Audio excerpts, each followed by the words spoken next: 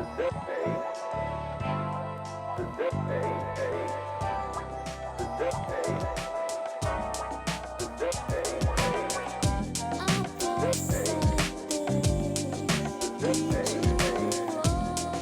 he joins me right now on the show. I'm so excited to get to do this and talk to him about this project, which, thanks to the great invention of the internet, I became aware of a few weeks ago. He is the director of the upcoming Whodunit, the Clue documentary about all of our favorites, Clue the movie. He is Mr. Jeff Smith. Jeff, welcome to the show. Hello, thanks for having me. Oh man, Clue the movie. Yes. Documentary coming out. Yes, thank goodness. Yes, it does. Very soon. This is insane. So you're in LA right now that we're doing this. I hope you don't mind me Yes. sharing that information. You're working on the doc. Talk Yes. to me though about it. So where was the moment of creation for you? Why Okay. a Clue documentary? Because I have so many questions about this movie and about your work around it. So let's start. Why a Clue documentary? Definitely. So about 5 years ago, I was on a medical leave of absence from work. So I was just kind of chilling at home and watching a lot of movies. Clue is one of my favorites. So it was in heavy rotation. And at the same time, around this time, there were they were like fan-made documentaries that were coming out, like Back in Time, which is about the making of Back to the Future, of course. Aaron, yeah. Excellent documentary. There was one about Psycho and the Psycho sequels called The Psycho Legacy. And then there was one about Jaws called The Shark is Still Working. That ended up on the Jaws Blu-ray. And I thought, wouldn't it be cool if somebody did one of these documentaries about Clue? Because every time Clue had been released on DVD or Blu-ray, special features were non-existent. There was never anything. They would kind of, they would advertise the big special feature was 3 endings, but that's the VHS. So it wasn't that special. So I figured, I don't think this is ever going to happen. I don't think anyone's going to, I really didn't think that there were that many fans of Clue as much as I was a fan of Clue in the world anyway. So wouldn't it be interesting if I just try to contact the filmmakers and the cast of Clue myself, just to throw it out there, just to see if they would, let me sit down and interview them. And the first person that said yes was the director, Jonathan Lynn. And then after that, Colleen Camp said yes. And then after that, Michael McKean said yes.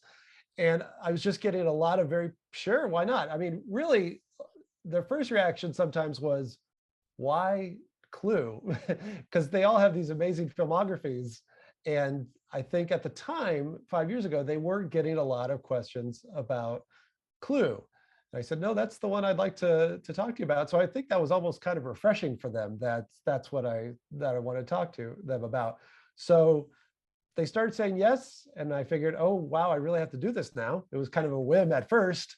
Did you have any prior directing experience? Did you go to film school or anything like that? Yeah, I went to film school, and then in the mid 2000s, I had made this super zero budget horror comedy about teenagers in a house getting knocked off, and it was basically kind of it was really Clue just done in an 80s horror movie parody thing that was called Stupid Teenagers Must Die. And it was a lot of fun and silly and ridiculous, and never expected to get distribution for that, but it did. And people either love it or they hate it because it's really cheap. It looks just like you would expect. It looks terrible, but it was fun. Monsters trailer. Oh, I'm just kidding. No, well, that's interesting. Yeah. So anyway, I did have that experience, but then I hadn't been doing anything in a while. So I had this film degree I hadn't been using, and I thought, okay, this probably won't take that long. So we'll see how long, I'll just put this together. Yeah, we'll see. And now 5 years later, it's just wrapping up. Oh man, I love it. Yeah, it's funny. We kind of share a kinship in some ways, Jeff, is because when I decided to do the Back to the Future book, I pitched it, never had written a book before, only did some writing for, little news periodicals and magazines and things like that. And then they give me the green light, and then I'm like, oh wait, you mean I actually have to write the book now? Work to do now, yeah. I'm thinking, I could knock this out in a few weeks, right? How hard could it be? I know everything about Back to the Future. I know it all. Put it all on paper, everything I know. And then you're Yeah. like, this is such an arduous process. I mean, There's a reason why not everybody does what we do. oh, absolutely. But I mean, but I'm just a solo entity working, typing in front of my computer. This is a documentary. You have to do all kinds of things, not just let's book the talent. Well, I got to get the equipment. I got to get, a crew together who can help me film this. I don't know anything about sound. We got to get sound rolling, all these things that maybe I don't know. I mean, you having your film background obviously knew that you had to get, but you get okay, I'm doing this. I love the movie Clue.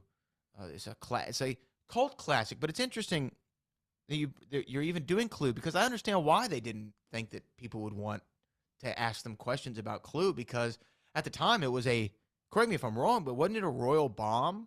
Oh, big time. It came and went in December of 1985. It was I think the budget was something around 18 million, and it didn't even make that. It was in and out of theaters really quick. So for a lot of the cast and crew members, it was a movie that they worked on. It didn't do well. They moved on and did a lot of other great things. And Clue was just one that maybe somebody would mention, but I know I've seen video of Christopher Lloyd at different conventions, and of course it's Back to the Future, Back to the Future, Back to the Future. And then every once in a while he'll get something about Clue, and he really doesn't have all that much to say about Clue. He just says, "Yeah, that was fun." And I interviewed him Back to about the it. Future. I interviewed him. Yeah. And I asked him about Clue, and he was like, "Oh, who directed that?" Like, I don't think he remembered who directed it. Yeah, it's so funny. Even the director, Jonathan Lynn, I mean, a lot of people don't know that there were originally 4 endings shot for Clue, because we have the 3, but there was a 4th. And I asked him about it, and he said, "Yeah, I don't really remember. I remember it wasn't very funny, and that's why we didn't use it." And he wrote it. It came from his brain. And he didn't really remember what it was. So I had to go out and find the old novelization of Clue to find what the original 4th ending was and Wait, try to remind him. was the 4th? Okay, so people who don't know Clue the movie, there is 3 separate endings, and correct me if Yeah. I'm right. If depending on what for the theatrical release, or did it depend on what screening you got had a different ending to it? Was that the gimmick? Yeah, the gimmick was, and this was the idea of John Landis, who was originally going to direct Clue, and everybody that knows 80s movies knows John Landis from Blues Brothers and Trading Places, Michael Jackson Thriller video. Um, he came up with the idea of having originally 4 endings, because the idea was people are going to love this movie so much that they're going to go see it 3 or 4 times to get a different ending. So depending on, in the newspapers back at the time, it would say, or even sometimes on the marquee, it would say Clue, and then have either the letter A, B, or C. And that's how at least you knew it was a different ending that you already saw, but you didn't know who it was going to be. And the movie works that it does work that if you pay attention to who's like missing in scenes, because sometimes all the cast is gathered around, but somebody isn't there, but it's kind of hard to tell. If you really go back and look at it and think about who you think the killer might be in this one, it does work even with 3 endings. But yeah, that was the gimmick. And I think, unfortunately, it probably confused more people. So instead of seeing it 3 times, they just decided not to see it at all. So when the movie came out on home video, they included all 3 endings. And so they showed the first one where it was one killer, and then it said, that's how it could have happened, but maybe this. And then they showed the second ending, and then it said, but this is what really happened. And then it showed the 3rd ending. What was the 4th? What was the The 4th? 4th, the killer was actually Wadsworth. The butler did it. And he had poisoned all of their drinks. So there's a lot of talk about poison and the poison cognac in the movie Clue at the beginning, and then it just goes away. So now it kind of makes sense that he had poisoned all their drinks, and then the cops all came in, and he escaped, and he got into his car to drive away. And I think it's either the police dogs or it's the dogs from the front yard that didn't like him, were in the back of the car that he was trying to get away from, and they attack him as he drives away, and you just hear like dogs snarling and him screaming, and that was the 4th ending. I don't mind So that. I think they made the right call. I mean, I don't mind it, but the original 3rd ending, or I guess this is how it really happened. Yeah. With Mr. Green Yes. revealing who he is, and all the connections there, and Is that the last line of the movie? I think I'm gonna go sleep with my I'm wife. gonna go home and sleep with my wife is, yeah, Mr. Green's last line. Just perfect. It's a wonder though they never, because to me, okay, a movie studio's goal is to what? Is to promote a film to get people to watch it and to make money off it, right? Go to the theater, watch the movie. The idea of doing the three separate endings for even a profitability standpoint makes a lot of sense too, and for the rewatchability in the theater.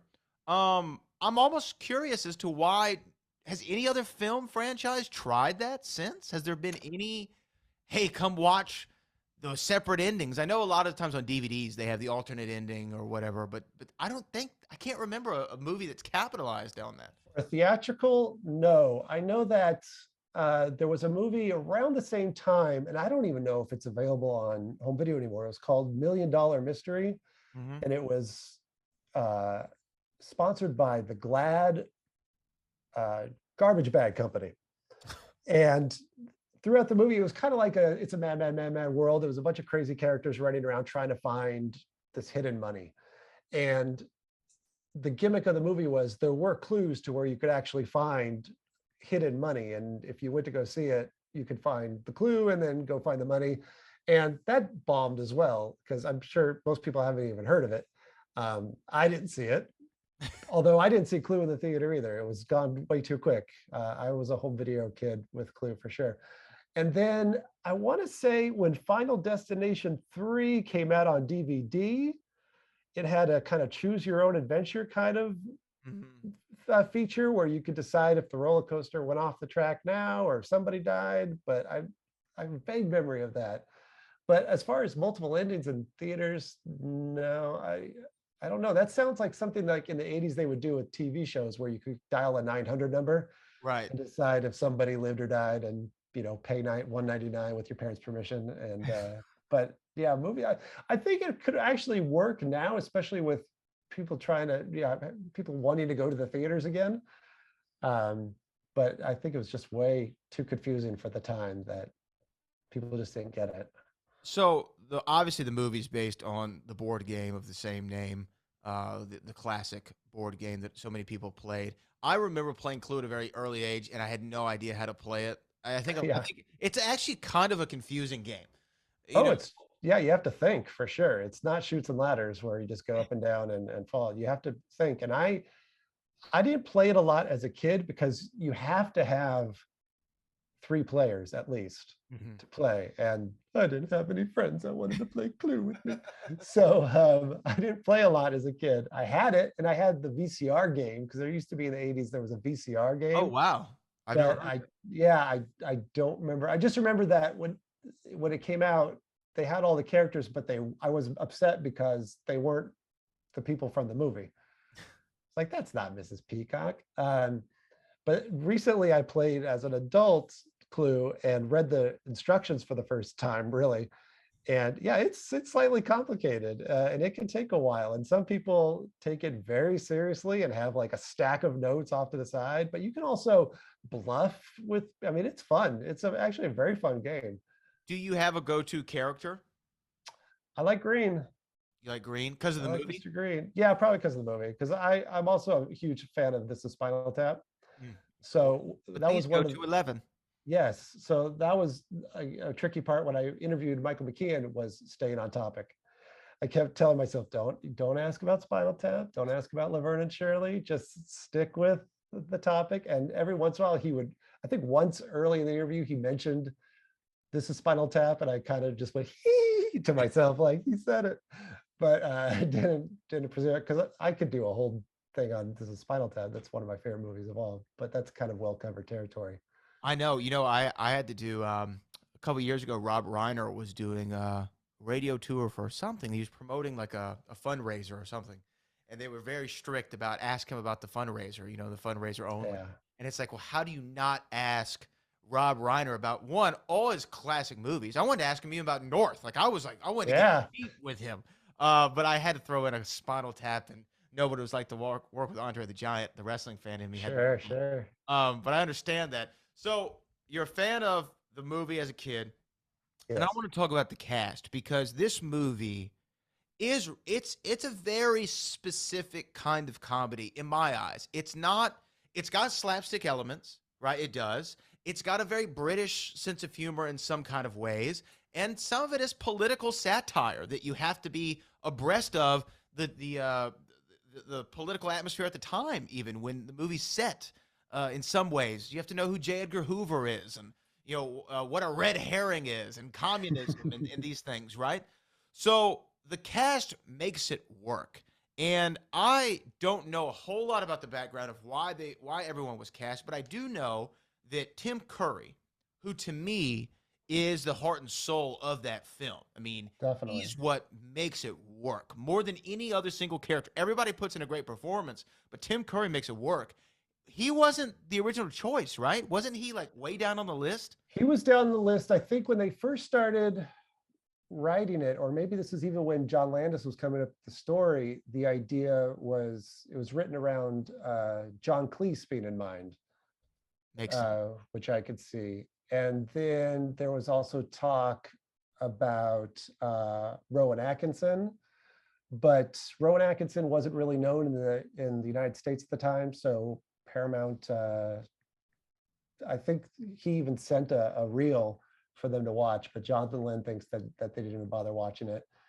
And then Tim Curry, yeah, I was down the list, but what's funny is Jonathan Lynn and Tim Curry, I don't know at what age they met, but they kind of grew up together. I think they went to the same school or something like that. So they had known each other ahead of time, but he was not who the script was written for. But now it's impossible to picture anybody else doing what he did in that movie, because it's amazing what he pulls off. Yeah, And going back to the sense of humor of the movie, it's right. It shouldn't work because it has every kind of, the tone can jump around. I mean, the very first joke in Clue is a man stepping in dog poop. That's the first joke.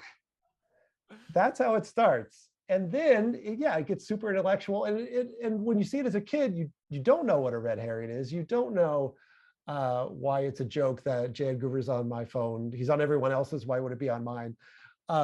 Or even when he says, you have, that's a double negative, that becomes proof positive. I mean, there's so much like double speak, and it's going on super fast. And it's part of the rewatchability of the movie is that there's a lot going on. And it's nice that during the pandemic, when theaters started showing older movies, just because there weren't any new movies, I had a chance to see Clue a couple times on a big screen, and watching it, large and in a theater, you pick up on things that you don't see when you're watching it on TV or on your phone at home. Such as what? There's a moment where the moment that stands out, Mr. Green, it's in ending number 2 where spoiler, Mrs. Peacock's the killer. Yes. And Wadsworth says, monkey's brains, though popular in Cantonese cuisine, are not often to be found in Washington, D.C. And Mr. Green goes, oh, is that what we ate? And he acts like he's going to throw up, and he walks off screen. But Mrs. Peacock she hasn't taken the gun out of her purse yet. So she's just being accused, but Mr. Green goes off to throw up in the bathroom. And then when he comes out, he just kind of comes out, he's wiping his glasses. And at this point, Mrs. Peacock has the gun and she's pointing at everybody. And Mr. Green just stops, like stunned in the background, like, what did I miss? And I never noticed that before until I saw it on the big screen, that there's this whole little shtick going on with Michael McKean in the background of like, I just went to throw up. And oh, now Mrs. Peacock has a gun. Yeah, stuff like that. man, just even some of the lines from this movie, it's so quotable when you start saying monkey's brain, although popular in Cantonese cuisine, is not often found in Washington, D.C. The cast is great. So we've talked about Michael McKean. We talked a little bit about Tim Curry. But Miss Scarlet is Lesley Ann Warren, who I think was just another one of those just perfect castings. I read somewhere, though, that she wasn't the original pick. She was not. The original Miss Scarlet was going to be Carrie Fisher. And I can see that. yeah, definitely. And she was cast. She was actually cast in the part. And Jonathan Lynn went to go meet her at an Italian restaurant right before the movie started filming. And I guess when she came into the restaurant, she tripped over a chair and was kind of having trouble. And when Jonathan Lynn told his wife that that Carrie Fisher was going to be Miss Scarlet, she said, "What are you doing? She's a drug addict." And he said, "How do you know that?" And she said, "Well, it was in the Daily Mail. Everybody knows that." And the Daily Mail is kind of like this. It's like the National Enquirer. Yeah, it's like a rag. Yeah, it's a total rag. So it's not necessarily true. But in this case, as we all know now, sadly, it was true. So right before they started filming, Carrie Fisher called John Lynn and said, "Hey, just want to let you know I'm in rehab." And he said, "Oh, are you going to still be able to do the movie?" And she said, "Oh, yeah, they'll let me out during the day. And then when we're done, I'll go back to rehab," which that's not how rehab works, but that's what she said. And the studio was okay with it. Dawn Steele was the executive at Paramount at the time. She was okay with it. Debra Hill, the producer, she was okay with it. The insurance company, however, said, "No, we're not doing that." So Lesley Ann Warren, and I cannot picture this, was originally going to be Mrs. White, who Madeline Kahn played. Oh, yeah. Cannot picture it at all. So once Carrie Fisher was out, they did some musical chairs. They put Lesley Ann Warren in the part, which Lesley Ann Warren, I interviewed her, and she said she was way more right for Miss Scarlet. It's kind of a mystery right now. I had talked to, there's a gentleman named John Hatch who's writing a book about Clue. Oh, nice. That I got to talk to. He was actually the one I came out to California to do the last interview for the documentary. He's got a wealth of knowledge as well. And we're trying to compare notes on how did Madeline Kahn end up at the last minute, especially Madeline Kahn, who should be nobody's last minute. She should be like first choice for anything. I mean, this is an Academy Award she's nominated actress. Amazing. One of the best comedians of all time. And it's not, the thing with Clue not being a hit is there's not a lot of research that can be done because there's not really too many behind the scenes photos. There's not a lot of footage from the filming. I mean, the only thing I have found was an Entertainment Tonight special that filmed them on the set once, and I think had a little bit of footage from the premiere, but it's very scarce, very scarce. So it's hard to tell when Madeline Kahn made her appearance, but thank goodness she did, because I mean, if Tim Curry's number one, she's has the most memorable line in the movie, at least, with the flames on the side. Flames. Yes, of course. Yes. Well, how about Christopher Lloyd? Because when I interviewed Christopher Lloyd, it was about Back to the Future, obviously, but I remember telling him, you hold this unique distinction of playing both a doctor and professor in 1985, right? And I don't think that thought had ever occurred to him.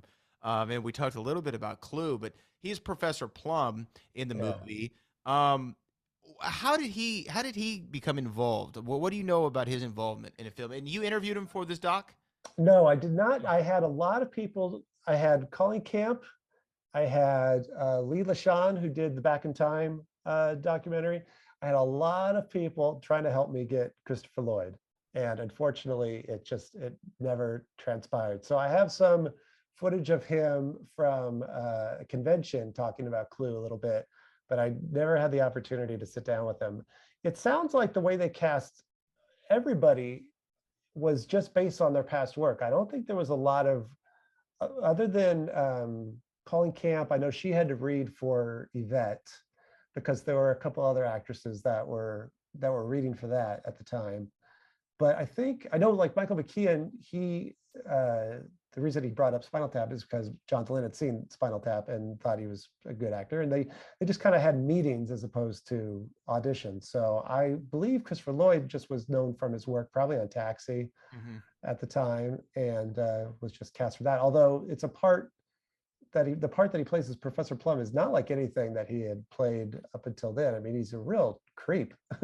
And, years later, with the way, we look at things now, he's really a creep. But actually, that's part of the fun of Clue is they're all really terrible people. Right. And we love them all. And actually, if you think about it, there's no reason for them all to hang around and solve the murder. They should all just leave. But they don't. So good, we have a movie. But they've all just done terrible, terrible things. And probably Professor Plum might be the worst. Well, yeah, I mean, what is he? He's a professor, like a therapist who sleeps with his patients, right? Yeah. Including a young. Yeah, he was that. I mean, he's a creep the second he meets Miss Scarlet. So, he touches her inappropriately several times. And what's interesting about Christopher Lloyd, and maybe, I don't know the experience you had when you interviewed him, um, Lesley Ann Warren, when talking about him, said he was interesting because she never really was sure when he was acting or not, because he's kind of a kooky dude. And I guess he's just kind of like that when the camera's on and when the camera's off. Yeah, he's a red light guy from what I've heard. I mean, and just when he's on set, he's going to always, not so much a method, but he just kind of wants to stay in that rhythm Okay. of his takes, from what I understand, because Robert Zemeckis would have to sometimes tell him that the camera was on, even when it wasn't, because Chris wouldn't kind of give you that full performance unless he knew. Oh, yeah, because that's interesting. Yeah. So But you're right. It was nothing like he'd done before, because normally Christopher Lloyd, even if it's Jim Ignatowski or if it's Doc Brown, which he did in the summer of the same year as Clue, big, yeah, big. And this, he's creepy. But he's also a little bit subdued, right? I mean, he's not the zany Christopher Lloyd. no, he never has a moment where he quote unquote does this Christopher Lloyd. He always, I mean, the most he emotes is when he finds out he killed the butler instead of Mr. Body, and he says, "Oh shucks." That's as big as it gets, really, in the movie. So yeah, very different. Because even his part in One Flew Over the Cuckoo's Nest, it's somewhat subdued, but it's also pretty out there as well. So yeah, it's very interesting that he was picked for this, because it's against type, really, other than just being a bad guy, because he's one of the best bad guys between this, Star Trek 3 and Who Framed Roger Rabbit. Framed Roger Rabbit, yes. He plays a great bad guy. And this one, you don't really think about how bad he is because he's so quiet, but no, he's Professor Plum's a bad guy. And it's amazing that Parker Brothers at the time was okay with their brand having characters like that based on their board game. You know what? That thought has never occurred to me, that this, at the end of the day, is a child's board game. Right. About murder. About murder, sure. Yeah. Sure. So we're already kind of dealing in some murky territory, but yeah, nevertheless, I mean, I just wonder. So, okay, I have a couple more questions about this cast, and then I want to get to the script, because you are right. Nobody in the cast should be as likable as they are, or as endearing as they are in some ways. Sure. In a lot of ways, it's kind of like Seinfeld, right? Like, none of these characters have really a redeeming quality, but we still love to watch them, and we find ourselves rooting for them. George Costanza, where nothing works out for him, still love George. Yeah, of course. Was that? Well, let me ask you one more about the cast. Martin Mull, I think, is perfectly cast. I believed he was Colonel Mustard. Yes. Was he kind of Colonel from the beginning? Was that? Yeah, I've never heard any other name other than Martin Mull for Colonel Mustard. Now, everybody was pretty much first choice, other than Wadsworth and Scarlett and Mrs. White. I think everybody else that I had heard was who Jonathan Lynn wanted to have. We said Colleen Camp was up against a couple other actresses. Yeah, I'm trying to remember who else. There were some. I wish I could remember right now, but I know that there were a couple of people that did become names. I think it's on the IMDb trivia, but I don't remember right off the top of my head. But she was not the only one going for the tiny maid dress. Right.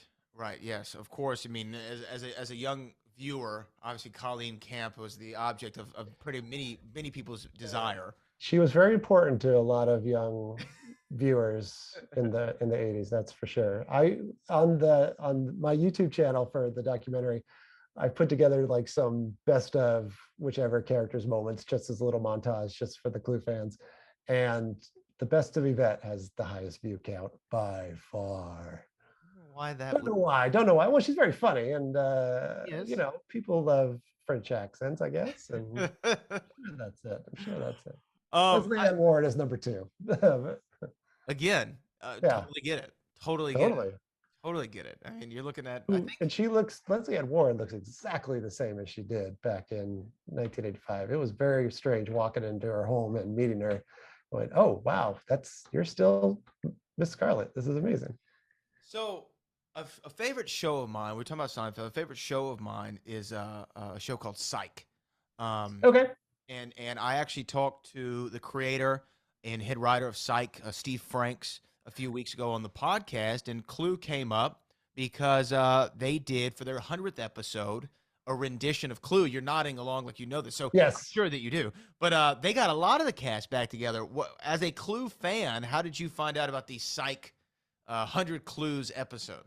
I found that out from Lesley Ann Warren, which sounds so name droppy, but that's how I found out. Because at the time, I didn't watch, I'd never seen Psych, Mhm. but it was while she was talking to me about Christopher Lloyd and how eccentric he was. But she had mentioned that she had just done or maybe not just done, but she said the last time she saw him was when her and Martin Mull and Christopher Lloyd did Psych, the 100th episode, which has a lot of references to Clue. So obviously they're Clue fans.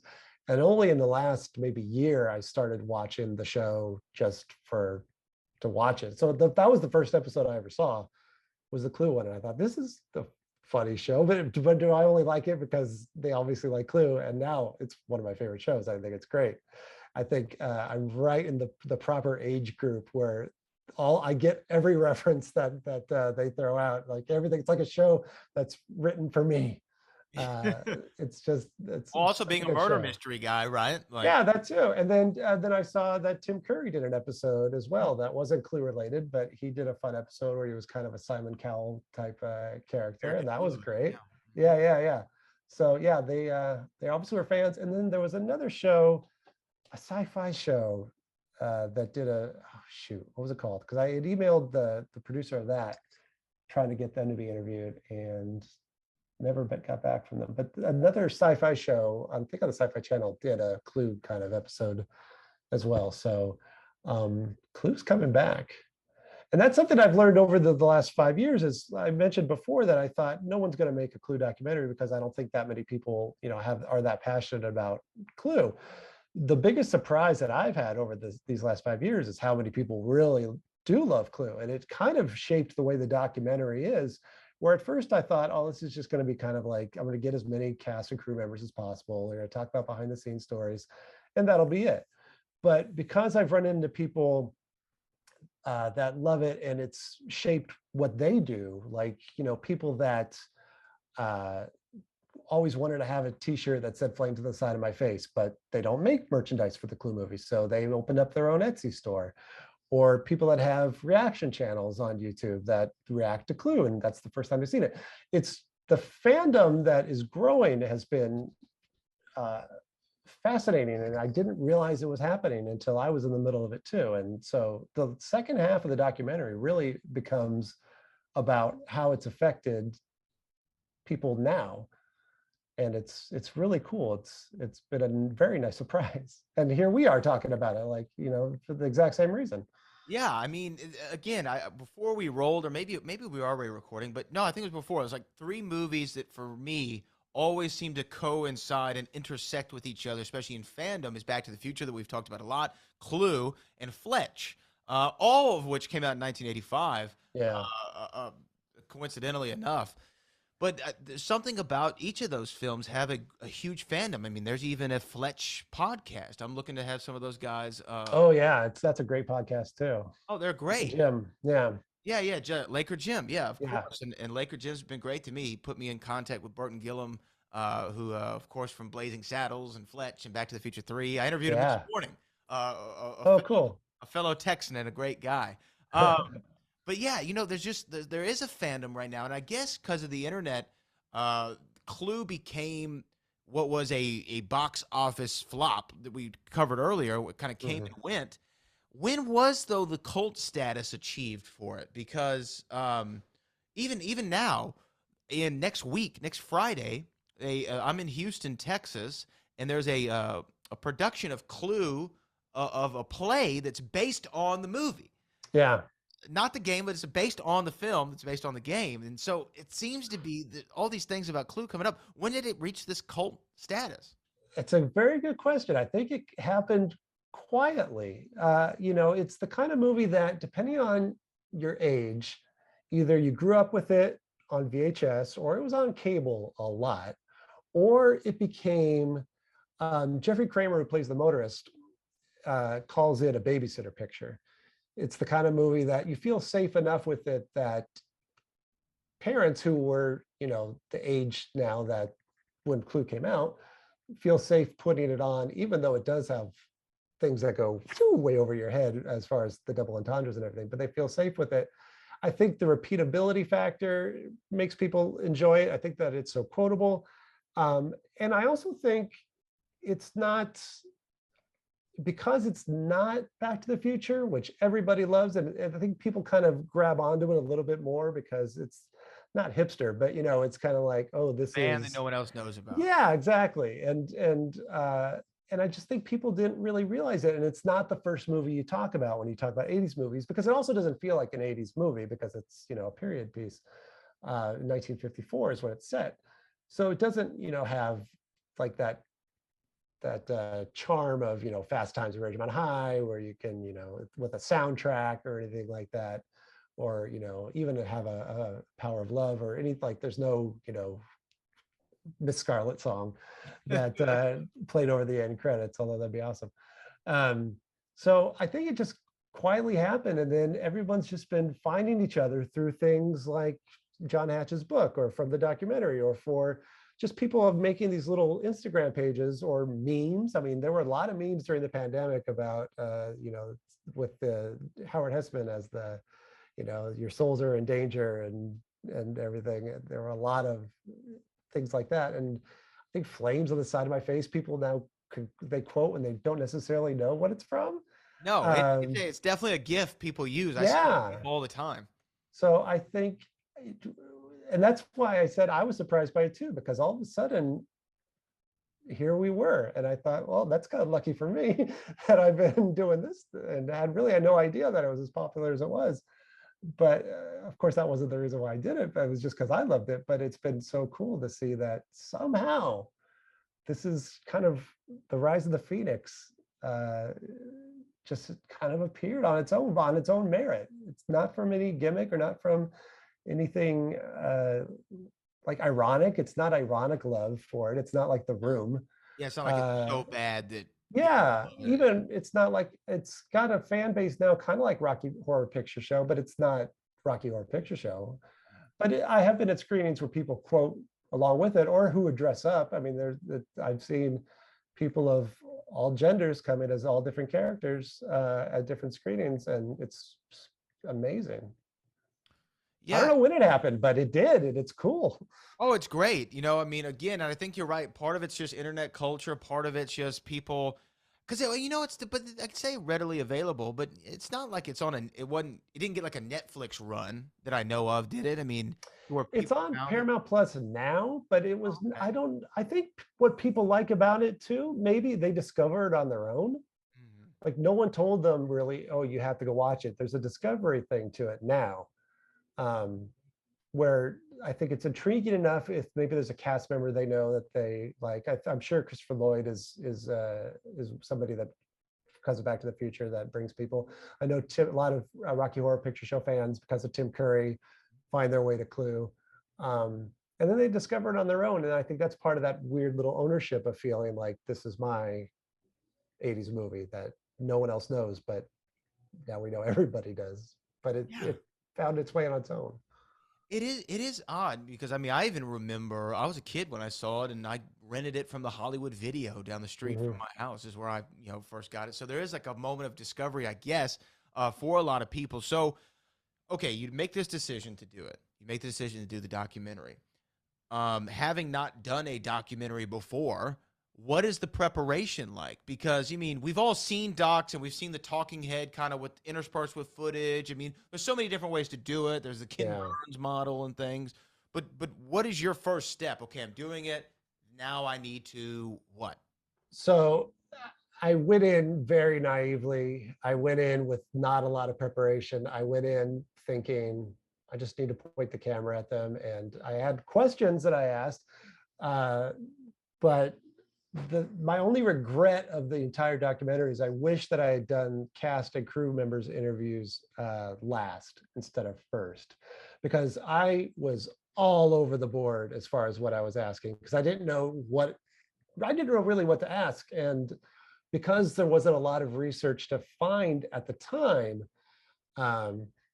I was just kind of asking about different movies in their careers, and then like, what was it like working with, those usual kind of questions. Sure. And so that's part of what's taken so long, is finding the good stuff in these, hour-long conversations where maybe 25 minutes is something interesting. And, I have Colleen Camp. We met in her office, and there's a good 5 minutes of footage of her ordering lunch from her assistant, because that's what she was doing. And, that's interesting, I guess, but it's not in the documentary. But so I didn't prep as much. Now, I'd love to do another one. I don't know what it's going to be. I'd love to do another one, and I feel like I'll have a much better idea of how to do it this time, because unfortunately, I do everything the hard way, and I do it wrong a few times. I mean, there's probably been, just from computer crashes alone, there's probably been 6 different versions of this documentary over the years. But this version I'm glad it did take so long, because there's stuff in here that I didn't have a couple of years ago that really make it pretty good. So, I mean, what can we expect to know or learn from the doc? I mean, is it going to be, again, just kind of a telling of the origins of the film and backstage story? Like, what are we expecting? Because, like you mentioned, Back in Time, spent a lot of time on fan culture around Yeah, the film as well. it definitely has some of that. It has we start right off the beginning of whose idea it was to make to make the film itself. This was the idea of producer Debra Hill, from who from the Halloween and Halloween 2 and The Fog, and she worked with John Carpenter a lot, and amazing producer. And up to the different writers that wrote. Jonathan Lynn was not the first writer on the script. There were about 5 different writers on it. Wow. Some people have heard of. And originally it was at Universal, then it moved to Paramount. As far as the filming stories, there's nothing really too scandalous. They all pretty much loved each other, which I'm happy to hear. I wouldn't want to come in and have them go hate each other. There's one cast member that was not necessarily Jonathan Lynn's first choice, but he's in it, and I'll just I'll leave it at that. Okay. We have not talked about that cast member yet in this interview, but he wasn't the first choice, and that's about as scandalous as it gets. But even that's not crazy, because that's just show business. Yeah, man. Oh, this is awesome. So we've locked print. Are we done? No. So the last thing now is I'm waiting for the music score. That's happening right now. And then after that, that's it. So the picture's locked. The sound is good. It's just the score.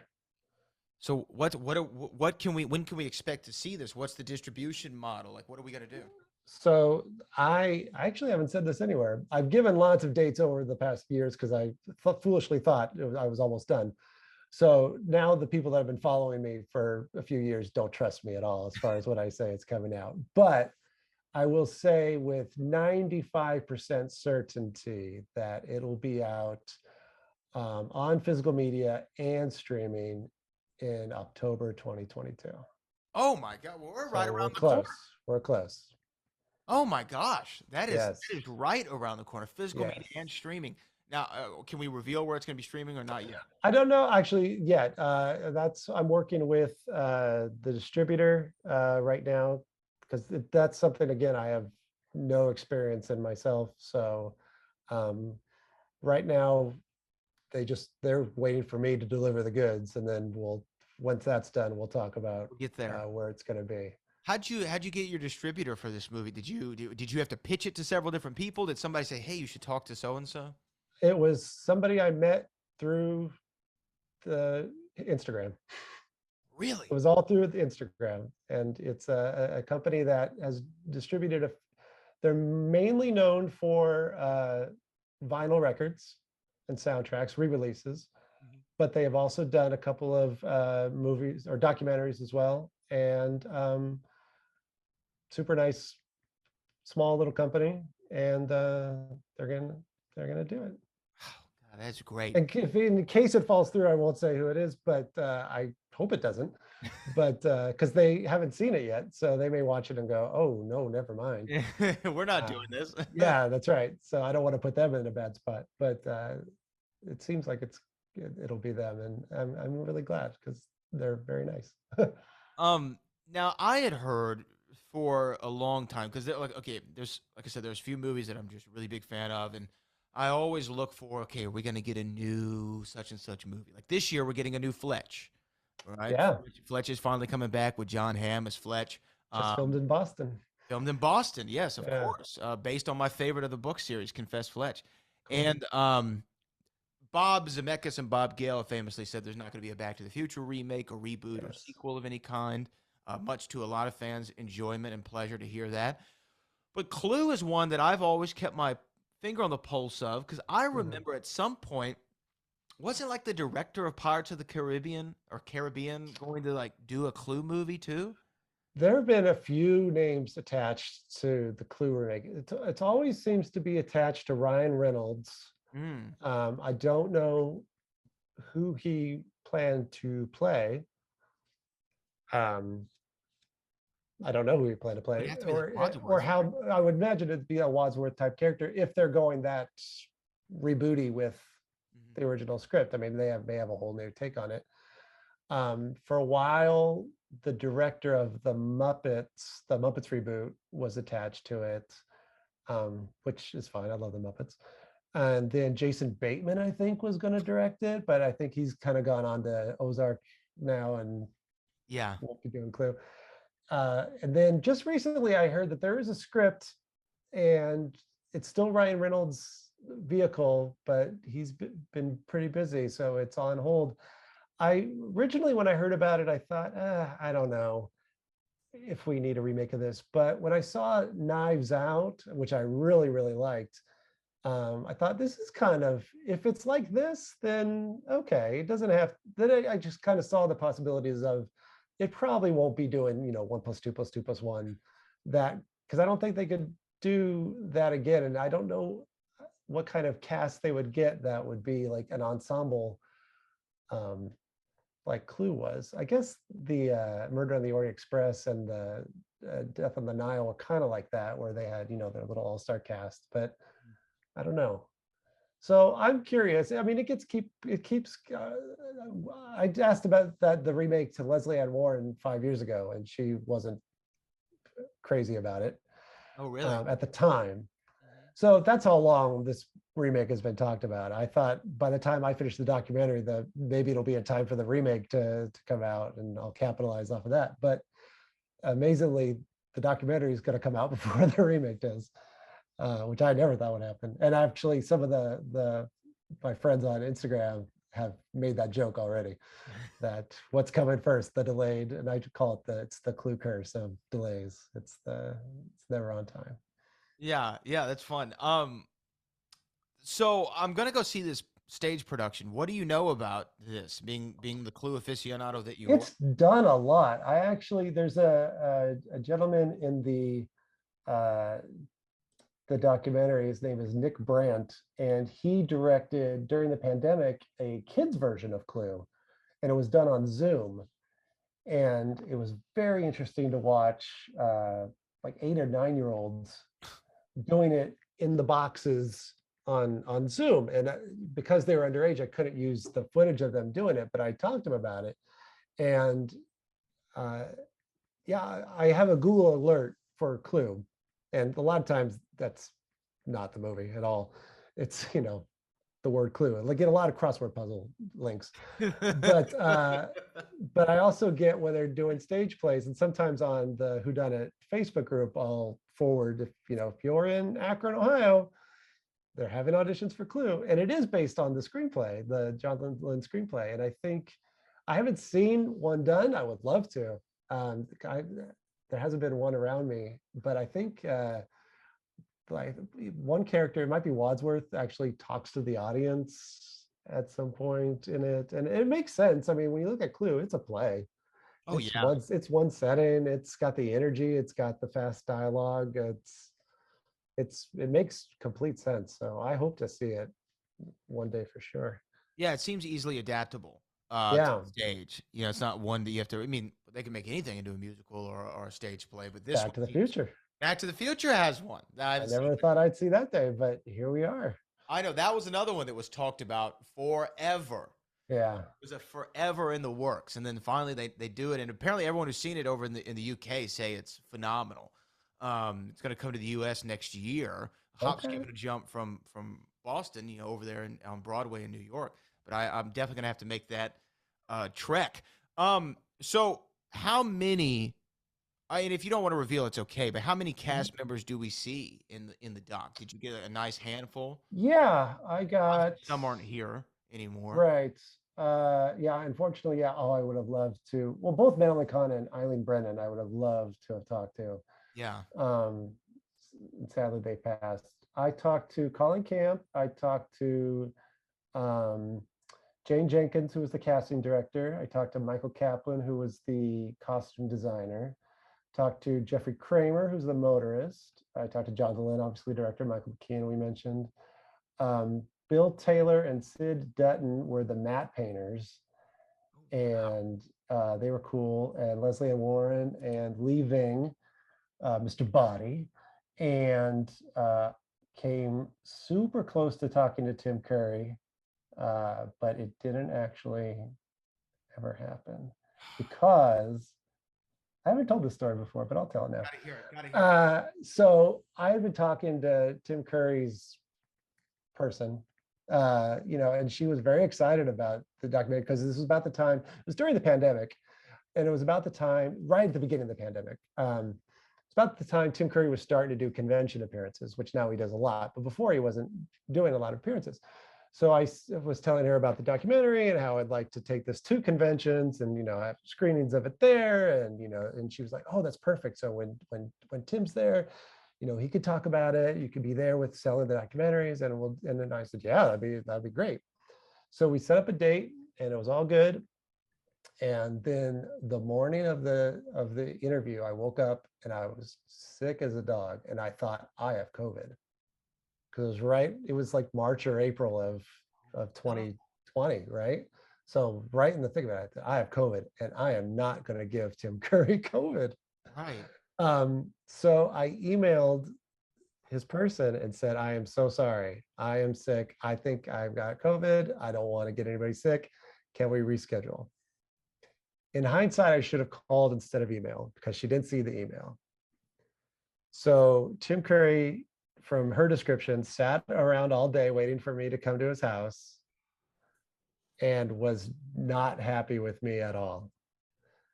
And that was her email to me. And I emailed back and said, oh, I'm so sorry. No, I emailed you. I promise. And she said, I didn't get it. So I went back into my sense and I said, here it is, which maybe that was a bad move too, actually, because it's kind of like, because it got real quiet after that.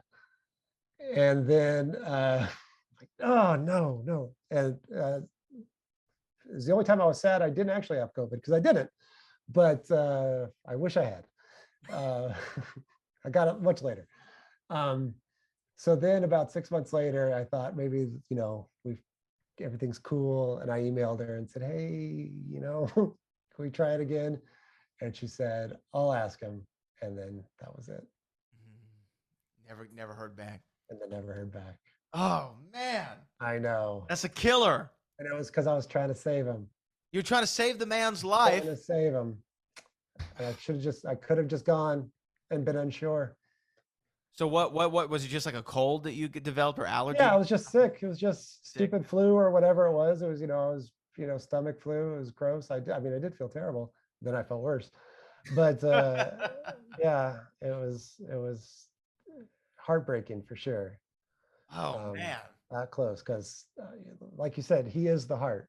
And that was, it's a blow. And I hope people still want to see it, the documentary, even though now it's revealed that Tim Curry there's not a new interview with him. There is some archive footage of him, and there's certainly other cast members discussing how great he is. How could you not? But yeah, that's the Tim Curry story. Oh man. Well, my heart goes out for you, but I will say, as great as it would have been to see Tim Curry, it does not dampen my expectations Thank you. for this documentary. I'm serious. When I saw this because I saw it on Twitter, I'm like, a Clue documentary, 2 words, all in. Like, I didn't even need to see a trailer or anything else. I just knew that we were going to get a Clue doc, and that makes me excited, man. So much success to you. I'll be a big supporter of it, and everybody listening to the show right now, make sure you go and seek out Who Done It, the Clue documentary, because you've been listening to the director, Mr. Jeff Smith, here for the last hour on the show. And Jeff, where can people find you? Where can they get info on the doc, when it's going to come out? Any trailers, clips, YouTube channels? Definitely. All the links for all the social media. It's me. I'm pretty online a lot, almost every day, at least posting something Clue related on Instagram and Facebook and Twitter. And we have some clips from the documentary already on YouTube. You can find all the links at the website, which is cluedoc.com. Cluedoc.com is where you can find all the info. It's just a few months away, guys. Make sure you go out and support it. And I just know that it's that 1985 trilogy of films. If you like one of them, you like all of them. So go check out Clue, and we're excited, man. I really am. And Jeff, I appreciate you taking the time, my friend. Definitely. No, it's been fun. All right, Clue. The documentary is coming. Clue. Go check it out. Jeff Smith, again, thanks so much.